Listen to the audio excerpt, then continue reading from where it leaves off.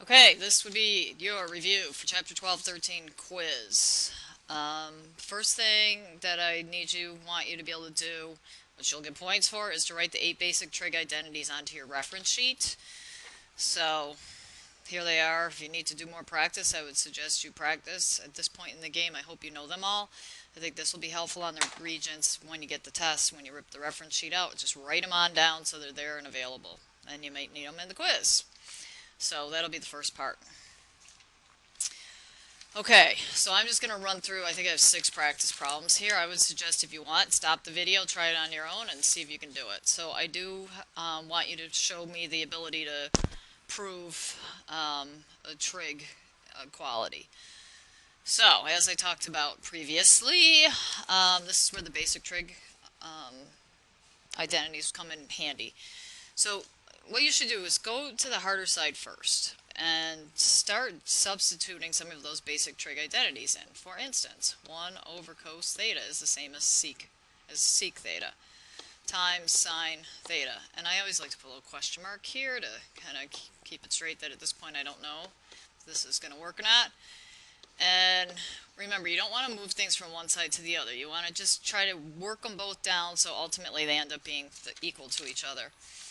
Okay, so now, and this is a proof, and you want to be complete about it. So now I'm going to go ahead and realize, oh yeah, 1 times sine theta is sine theta, and cos theta times 1 is cos theta. And so I can see where this thing is headed. But I'm not there yet, and I'm just being complete. And so yes, as I know, and it's on my reference sheets that I've written in, sine theta over cos theta is equal to tan theta, which is equal to this tan theta. So now I've gotten the job done. So there's one example. I'll do one more for you.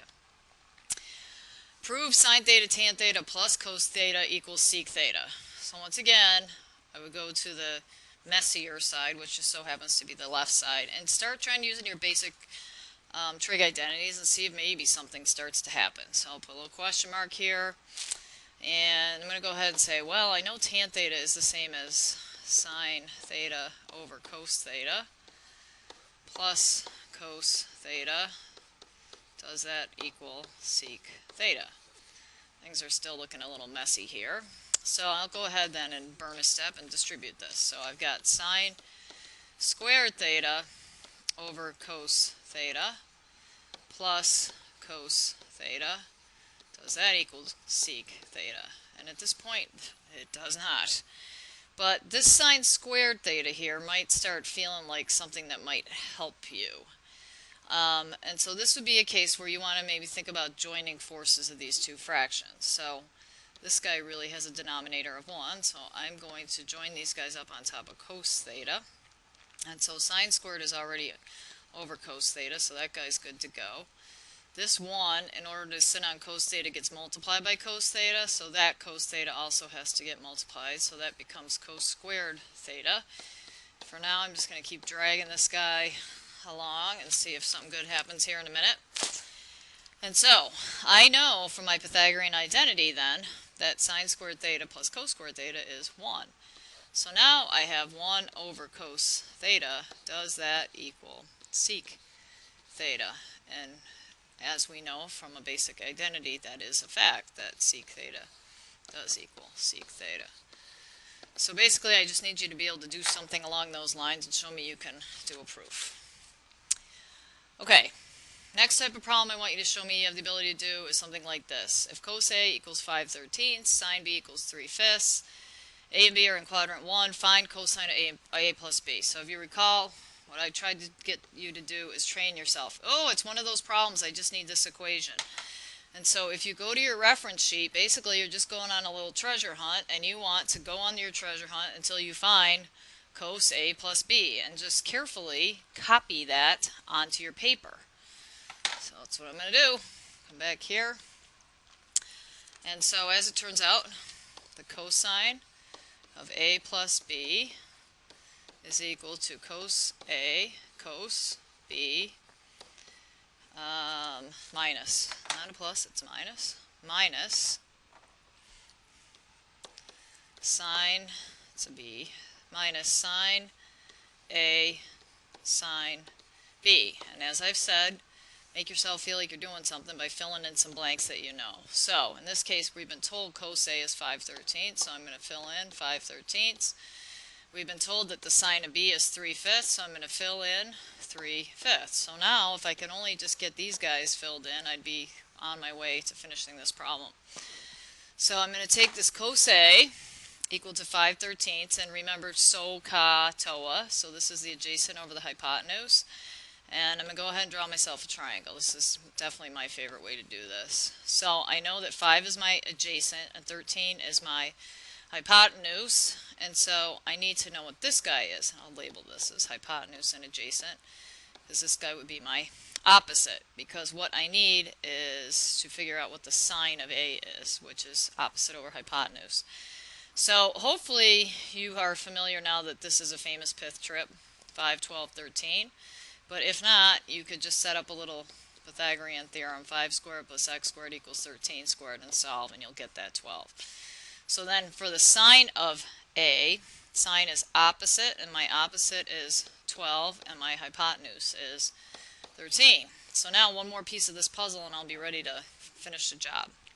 So I'll do the same thing. I'll just make my little triangle over here for B. So here is B. So what do I know? I know that the sine of B is 3 over 5. Sine, so, opposite over hypotenuse. So here is my opposite. Put an O there for opposite. And here is my hypotenuse, which is 5. And this one is very famous. This is a 3, 4, 5, so that's my adjacent. So to fill in my cosine of B, I need my adjacent over my hypotenuse, which would be 4 over 5.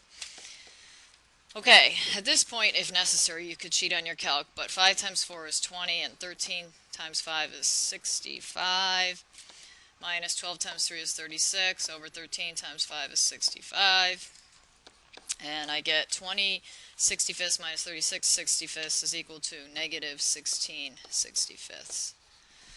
So there you go. Does this make sense? If you're questioning whether it makes sense, because originally we were in quadrant 1, and so you might be saying, well, I don't like that negative sign. If you hit second cos and put in 5/13, you'll find out that A is approximately 67 degrees. And if you do the same thing with sine and hit second sine, you'll find out that B is approximately 37 degrees. And so when we add 67 and 37, we get a number that's greater than 90, so that means that this A plus B is actually in quadrant 2, and that is why this guy here is negative. And our equation takes care of that rate for us, as long as we put the right stuff in. Okay, next problem. Solve 2 sine x equals radical 3 in 0 to 2 pi.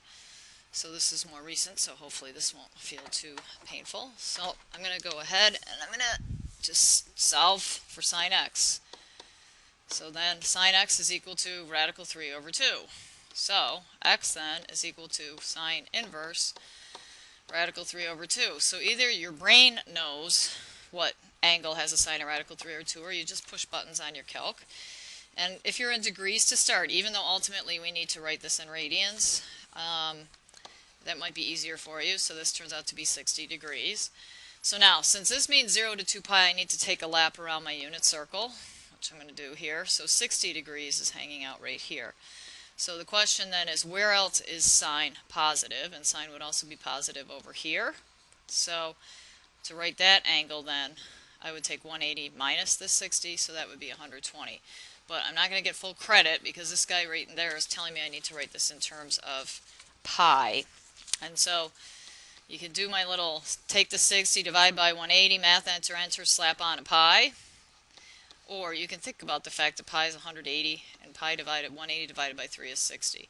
This one might be a little harder to think of, but turning this over into radians, this is 2 pi over 3.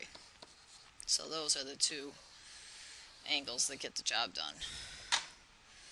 Okay, 2 more problems. Solve 5 tan squared theta plus 4 tan theta minus 1 equals 0. Remember, all we're doing really is we're just kind of pretending this thing is an x squared and this thing is an x. So if that helps, go ahead and write it out that way. Okay, if you're trying to figure out, can I actually factor this thing? you could do the discriminant. And so remember, the discriminant is b squared minus 4ac. So in this case, my b is 4, so 4 squared minus 4 times 5 times a negative 1 is my c. So I have 16, and then all these minuses turn into a plus, so 16 plus 20 is 36. So that perfect square tells me I can factor this. So I'm going to go ahead and do that, and I'll factor it first with these x's. So I have a 5x here and an x here. If you struggle with factoring, I would suggest you put this in your y equals. There'll be a nice friendly crossing right there, and that crossing produces a factor of x plus 1. And then, knowing that this is a negative 1, I know then that this guy over here is negative 1, because I need negative 1 times 1 to be negative 1. Okay, so then, this is algebra trig, not algebra, so I know that this is actually 5 tan theta minus 1 times tan theta plus 1 is equal to 0. So I'm going to go ahead and break this guy up. I'll do this easier side first. So tan theta is equal to negative 1, so I know theta is tan inverse negative 1. And either your brain knows what this is, or you need to get your calculator to help. And if you do this in your calc, it's going to come out with negative 45.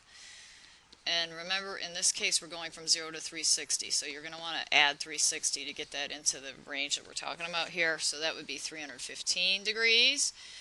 But there must be another place where this is going to also occur. So I am in quadrant 4 over here. And so I want to know where else is tangent negative. And so tangent would also be negative up here. So this was 45 degrees down. That guy would be 45 degrees up. And so if I take 180 minus 45, I would get 135 degrees on this side. Okay, so this side over here then, I've got 5 tan theta minus 1 equals 0. So 5 tan theta equals 1. Divide both sides by 5. And so this one I get to get my calc to help me. So theta then is equal to tan inverse of 1/5. And if you plug this into your calc, you will get theta equal to, rounded to the here is whole number 11 degrees. So I got to do the same thing again here. I have to say, okie doke, right now I'm at 11, which is up here. Where else is tangent positive? Well, it's going to be over here in quadrant 3, so the same amount I went up there, I go down here. And so if I take my 180 and I add 11 to it, I get myself to 191 degrees. So basically I have 4 different answers to this problem that will work. Okay, I got one more for you. And on the quiz, I do want you to be able to do one using the quadratic formula. I could show you using the discriminant that this will not factor. So I'm not going to go through that time right now. So in this case then, I will take a moment and just rewrite this to maybe into a little bit more friendly form. And then I would suggest you're going to have more success if you take a moment and say, oh, okay, A is 3, B is negative 7, and C is negative 3. And then here we go. X equals the opposite of B plus or minus the square root B squared minus 4AC all over 2A. Yes, you do need to be able to get that on your paper. So, the opposite of negative 7 plus or minus the square root. Be careful. B squared means that whole negative 7 gets squared. Minus 4 times 3 times negative 3.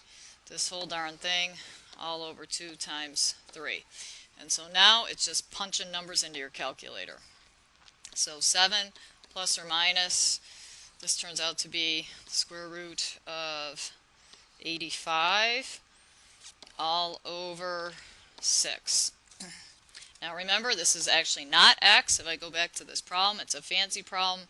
This is actually the sine of theta. So the grand finale then is to realize that the sine of theta is equal to 7 plus radical 85 over 6, or the sine of theta is equal to 7 minus radical 85 over 6. And so we need to figure that out. So this one would lead to theta would be equal to the sine inverse of this value. Now, if you recognize this guy right here, 7 over 6 is bigger than 1.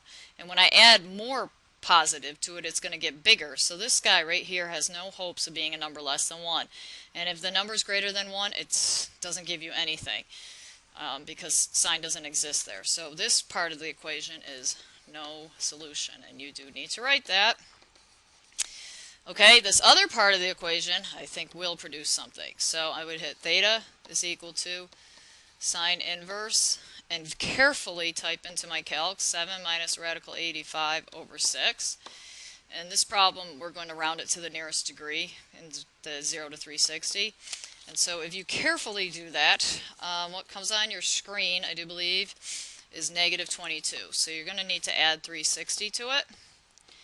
And so 338 degrees is going to be one of your answers. And then we have to think about, okay, we're in quadrant 4 and it's negative. So here's negative 22 here. So sine is also negative over here in quadrant 3. So I need to go 22 down. So I'm going to start here and go 180 plus 22. So 180 plus 22 leads me to 202 degrees. So those are my two answers on this side. No solution on the other. So there you have it. That's basically what I need you to show me you can do from chapters 12 and 13 on your quiz.